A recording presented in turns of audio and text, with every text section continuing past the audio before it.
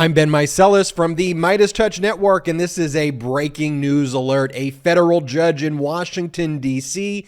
has just rejected Donald Trump's claim of executive privilege regarding the testimony of his former top lawyers, Pat Cippilone and Patrick Philbin, in their testimony before the criminal grand juries investigating Donald Trump's potential crimes relating to the January 6th insurrection and election interference. Those Washington, D.C. grand juries previously saw the testimony of Pat Cippilone and Patrick Philbin. Cippilone was the former top White House lawyer, and Patrick Philbin was the former top deputy to Cippilone. Their testimony before the criminal grand jury took place previously in September, but when they were asked specific questions about their communications with Donald Trump and things that they heard Donald Trump say, they stated that they could not fully respond to the questioning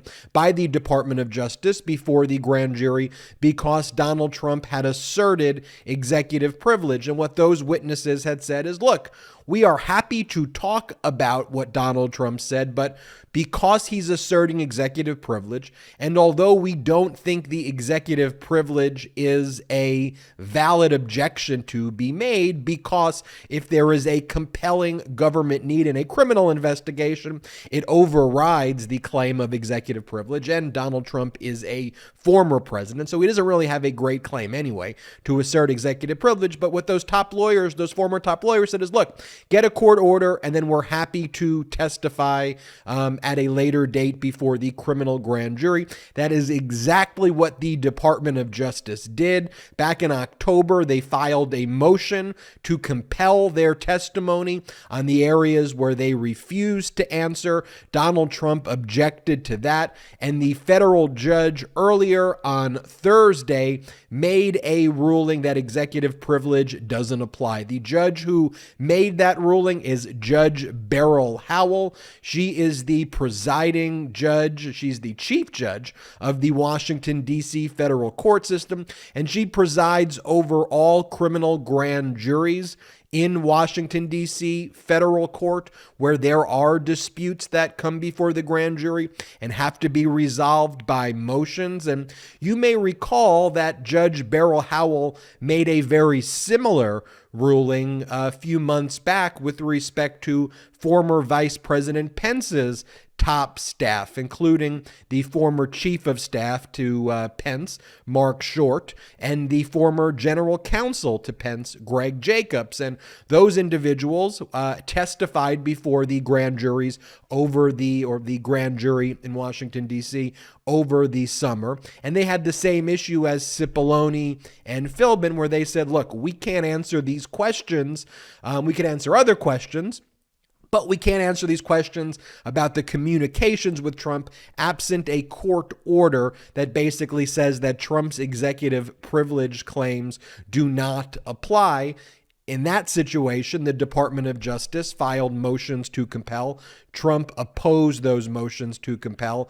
And also, Judge Beryl Howell made an order compelling the testimony of those two individuals, Short and Jacobs. So I had previously been talking here on the MeidasTouch Network that because Judge Beryl Howell had made that ruling already, that executive privilege didn't apply to Pence's former top staffers, I said, and I believe that basically created a precedent that the judge was going to utilize and say Donald Trump really can't claim executive privilege with anybody at the White House, and that Cippilone and Philbin, they would similarly be compelled to testify before the criminal grand jury on their communications, and Trump would lose in his invalid and frivolous assertion of executive privilege. That is exactly what happened. CNN was the first to report this, and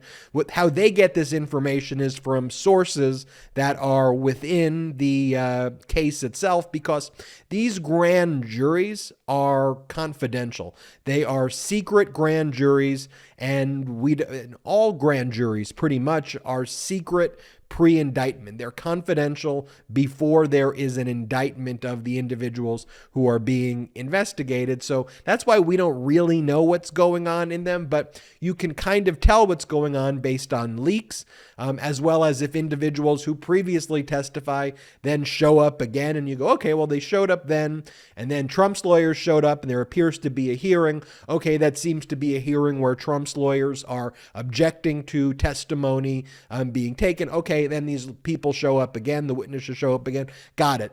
There must have been a favorable order. And from leaks and sources, as well as how you kind of put these puzzle pieces together on what transpired. But this is very, very big news. And so what we also talked about here on the MeidasTouch network is that earlier in the week, one of Trump's former top aides, Stephen Miller, and his former speechwriter also spoke in front of the criminal grand jury in Washington, D.C. for several hours. And one of the comments that, we made here on the network too is that it was obvious that Donald Trump's executive privilege claims had completely collapsed because of the Department of Justice's diligent efforts in filing these motions to compel and fighting Donald Trump's assertion of executive privilege, the frivolous assertions of executive privilege, and winning those with respect to Mark Short, winning those with respect to Greg Jacobs, now winning those with respect to Cippilone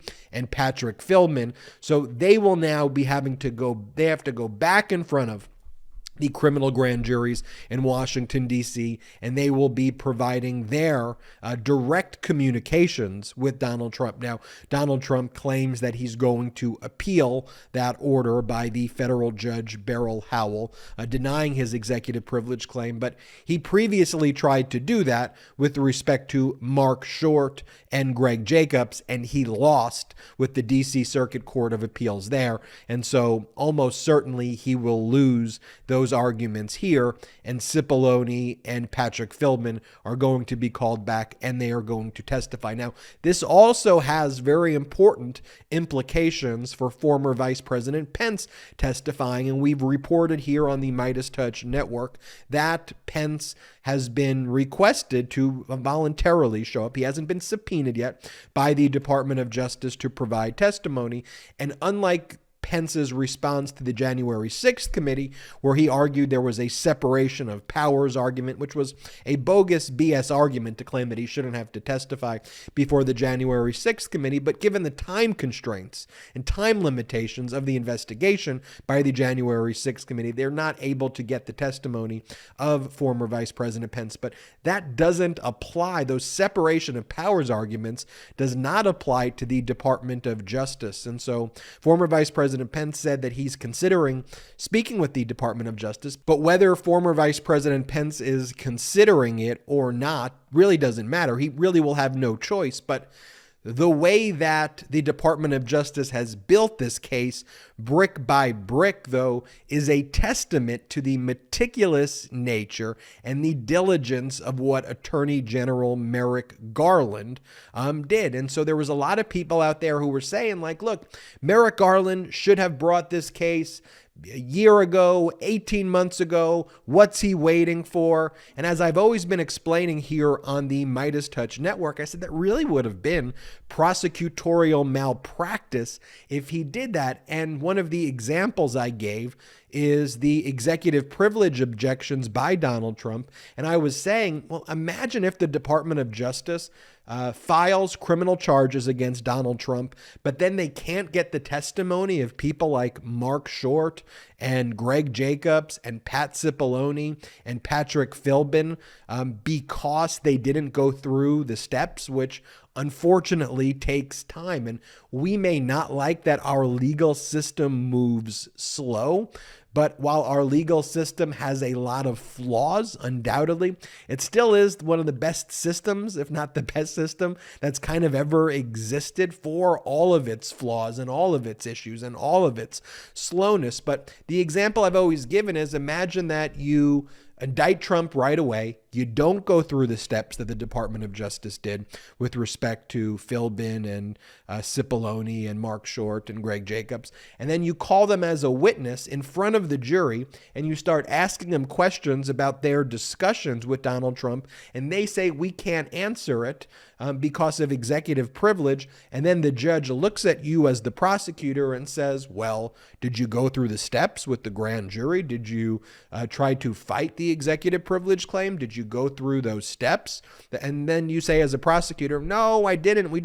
We had to get the show on the road. We had to hurry this up because social media wanted us to file this really, really, really quickly. The jury's going to be watching that interaction. And then you could have a situation where Trump ultimately is found not guilty, not because he's actually not guilty, but one of the jury instructions is if a party had the ability to show better evidence and they didn't, the jury needs to reflect on why the party did not bring that evidence, why they weren't diligent. And the burden would be on the prosecution to prove Trump's guilt beyond a reasonable doubt. And if you're not able to ask the witnesses questions about their direct communications with Donald Trump because you never fought his frivolous objections of executive privilege, and look, they're frivolous objections, but nonetheless, a criminal maniac like him who wants to torture our Constitution can utilize these arguments in a frivolous way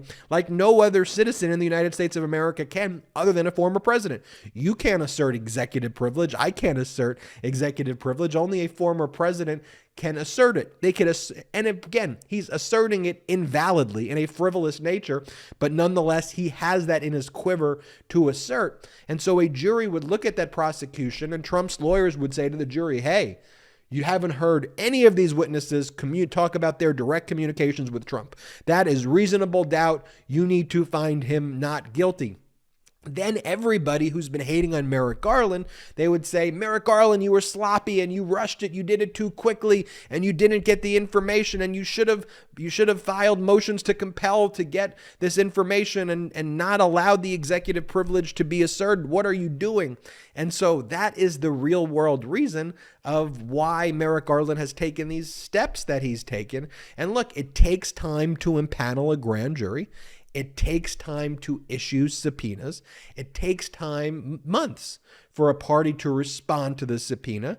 It takes time for you to coordinate the person to show up at the grand jury and to provide testimony. It's not like the grand jury meets every single day. They meet certain times during the month. And so you got to find a time when the grand jury is available, when the witness is available, and you're supposed to be figuring out a mutually convenient date. The judges would frown upon, at least initially, just demanding somebody show up without trying to coordinate it. That's just something that would always take place and always takes place in federal court. But in any event, you find the date, they then show up, they assert that they can't respond because of Trump's frivolous claim of executive privilege.